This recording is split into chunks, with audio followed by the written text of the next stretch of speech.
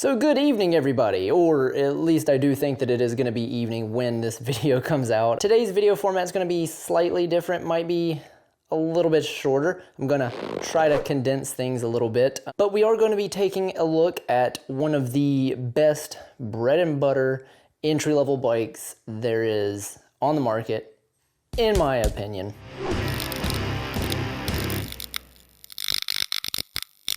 But if you do enjoy the videos, I always appreciate it when you subscribe and you like. It tells me kind of what direction to keep heading in. The race season has just ended. My previous video, if you did not see it, I think it's over here. Oh, don't get in the light. I'll post a link to it if you're interested in watching the races that I participate in. They just ended and I've got tons and tons of ideas for videos that I want to do, but I promised all of you I'm gonna try and cover as many bicycles as I possibly can as they roll in. And I'm not going to get to ride this bike. Sorry guys, I can't ride every single bike, but we just got in, the shop just got in 45 bicycles. Probably 2/3 of them are all sold bikes. There's a few bikes I haven't even gotten to take a look at yet that are on the shipment that I want to get to you guys, because there's this hole in the cycling market to where these bread and butter bikes are just not covered as much. If you've never ridden a mountain bike or really been into the sport of mountain biking, you're not gonna really know what kind of riding you wanna do, what style of bicycle you want, be it trail, XC, hardtail, whatever. You know, you may want a dirt jumper, but you're not really gonna know until you start riding, because most of us have these delusions of grandeur that I want to be a downhill racer, and the first drop you hit, you're like, nope. Whoa! Going back to Whitewater Center. But we are going to get to take a look at the Talon 4. Let's get to the bike shop, and then we're going to see what this thing looks like. So why do I act like this bike is such a big deal? Mainly because of the price point. This is the $500 price point from Giant. I do believe Giant is one of the best brands out there. It is one of the best brands to get a good bang for the buck, best value kind of thing. So with that being said, there's a lot of people that are gonna be looking at this bike as their first mountain bike. And I do believe this is the lowest I would go as far as a price point when it comes to a mountain bike. Maybe $450 if you can find one on a deal or something, but around 500 bucks is kind of where you need to start, or else you are going to hate life when you get on the trail. But let's take a look at this beautiful Talon 4. First, I want to go over what the difference is between that and the previous generation of the ATX. So the ATX was an aluminum frame bike. It came in rim brake model and a disc brake model. This coming up 2021 year, Giant has completely scrapped the ATX, made it only the rim brake model. And now the Talon ranges all the way from a Talon 4, which is what we're going to go over today, to a Talon 1, I believe, that is right around $1,000 bucks. I think it's 900, somewhere around there. And between that, like, upper echelon, the $1,000 Talon, and this one that's at 500, it is the same exact frame between them. I do like that Giant is now making this all a standard, so there's no longer like an entry-level ATX and then an entry-level Talon. All the Talons are the disc brake entry to the mountain bike cross-country market. That's a good thing in my opinion. Simplifies things. So in Giant's own words, you will get a feel for the trail with this all-new aluminum hardtail made for aspiring single-track riders. It features stable, fast-rolling 29-inch or the more playful 27.5-inch wheels, so you can push the pace on the climbs and let loose on the descents. So, as you hear, Giant is really trying to sell you this bike, but I do think you can read into what they're getting at. This is for aspiring mountain bikers. This is a great bike, in my opinion. You buy it, and it'll last you a long time if you take care of it. Don't go on any black diamond trails with this thing, but if you want to get into mountain biking, it's a great entry-level bike, and it costs 500 bucks 2 years from now even. If you're ready to upgrade, you really want a $2,500 bike at this point, you are knee-deep in the sport, or even a year from now, you can turn around and sell this thing super fast for $300, and that's, let's say, a year's worth of riding for 200 bucks. That's phenomenal. That's why I recommend, if you're new to the sport and you have no idea what bike you want, get an entry-level one, learn what you like, what you don't like, learn that you hate having a triple on your bike or a double, and you want a 1x12, then head to spending more money on what you want instead of just guessing right at the beginning.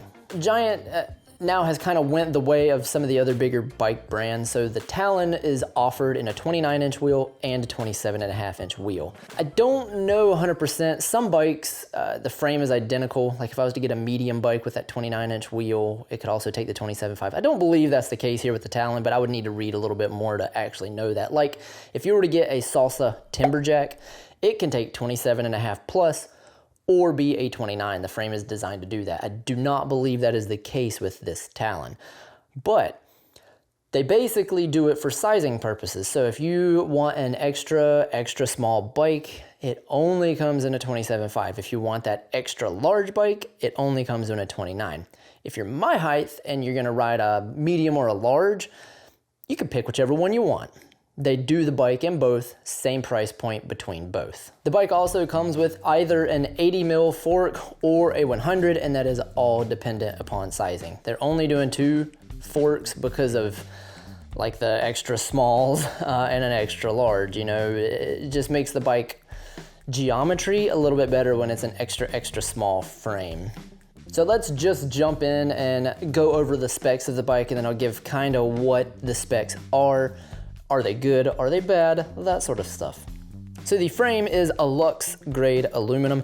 Giant does a little bit nicer aluminum called the Alux SL. This is just an aluminum bicycle. It does come with a lifetime warranty on it, so you don't have to be worried about it being a crappy break in a year frame, but it's not going to be the lightest thing on the market. It is a good base platform though if you wish to upgrade later on down the road.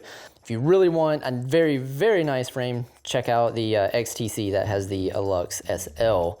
So the handlebars, you know, the cockpit, seat post, saddle, it's all, you know, the Giant Connect stuff. They're good quality components, but they're not gonna break your bank. So this bike does have a double in the front, which is nice, and it does have 7 or 8 gears in the rear. Yeah, something like that. So basically with this bike, to get the gear range correct, they put a double on the front and less gears in the rear. The reason you don't want that when you get to the higher end stuff is it takes a little bit more effort to learn how to ride a double on a mountain bike, or a triple for that matter.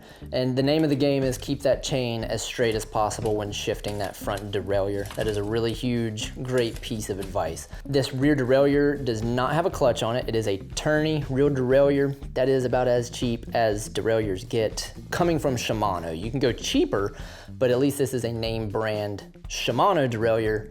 It's just tourney. They cost about 15 bucks to replace, so they're not high end by any means. So whenever you're shifting, there's a lot of plasticky parts. You can actually misshift just because whenever you force something to go into a gear, it can bend a little bit. It'll bend back because it's plastic, but the shifting is just not gonna be as precise as the higher end stuff. The lower end bikes, I always say the biggest downfall of them is the drivetrain.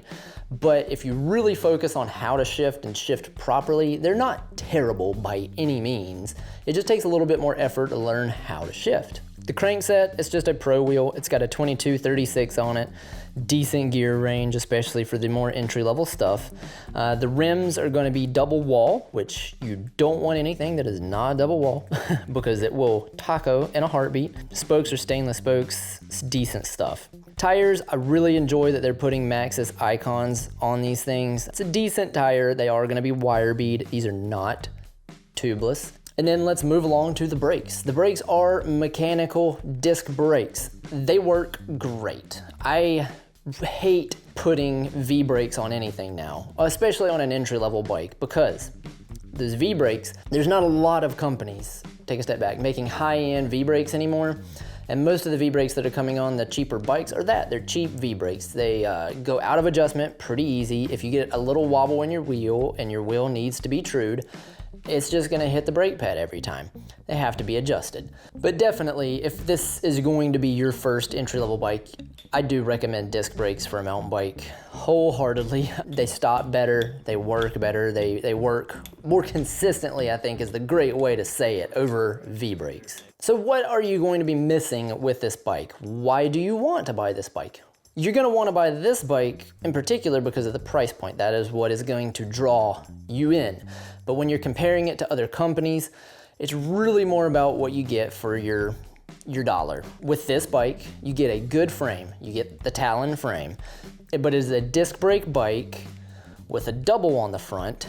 I do like that they put the double. Triples are, I don't care for triples, especially for a beginner. Triples can wreak havoc on your experience on a mountain bike. So I do like that it's got a double on it. You're getting the disc brakes, you're getting the double wall wheels. That's what the allure of this bike is. So for me, 500 bucks for this.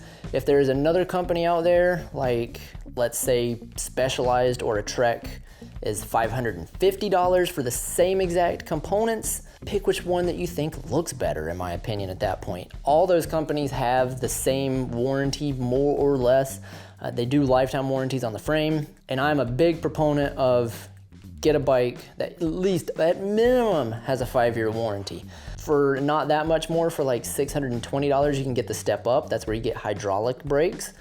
That is a huge upgrade, and you get a one-buy system. I think that little bit of money is well worth it. I also think if you stick with mountain biking, you'll be in the same boat in about a year or maybe even 6 months.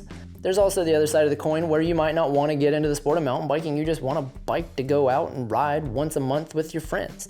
And that is, to me, any of the Talon line. I just wanted to throw this bicycle out there super quick. I hope I did okay. I hope this bike video was a little bit shorter than my normal unboxings and reviews because I had to cut some of the video out. Like I said, the customers are waiting. They want their bikes. So as soon as we got these built, I threw a camera on them. I videoed them as best as I could, and I figured at least I can show you what the bike looks like and go over what the specs are, what the good and the bad, and I guess the ugly. Smolder. You get what I'm trying to say, guys. But as always, if there is a bicycle, especially from Giant, because that is what we seem to be getting a ton of in at the moment, if there's a bike that you want me to go over and throw a camera on, just let me know down below. I'm trying to like keep my fingers from getting into the the light. I will see everybody in the next video. I think what I'm gonna try to do is pump out like one bike video and then one other video is what I'm gonna call them right now, because I've got a ton of ideas going around. I was kind of like putting the race videos in between all the bike videos that I was doing, along with some reviews, testing some stuff out, you know, dipping my toes in the water.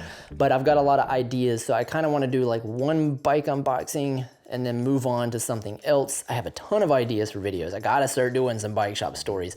I hear you from Norway. I still want to do those. I want to do those in a little bit more of an organized manner than what I have been doing some of these videos, so those will be coming. I have some ideas. That's all that we have time for today. I will see everybody in the next one. Bye.